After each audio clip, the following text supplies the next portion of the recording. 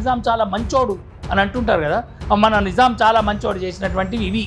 బట్టలు ఆడవాళ్ళని బట్టలు బతుకమ్మలు ఆడించటాలు. వాడు ఊరికేనే రాయలేదండి ఆ పాటని.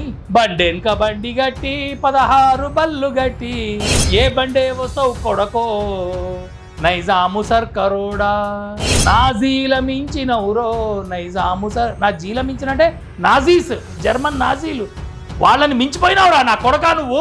చుట్టుముట్టు సూర్యపేట నట నడమ నల్లగొండ నువ్వు ఉండేది హైదరాబాదు దాని పక్కన గోలకొండ కిల్లా కింద గోల్కొండ కిల్లా కింద నీ గోరిగడతం కొడకో నైజాము సర్కరోడా నీ గోరిగడతం కొడకో నైజాము సర్కరోడా బండెన్క బండి గట్టి 16 బళ్ళు గట్టి ఏ బండే వస్తావు కొడకో. ఇది ప్రసిద్ధమైందంటే దానికి అంత స్పందన ఉందంటే ఎందుకు కారణం ఏంటి?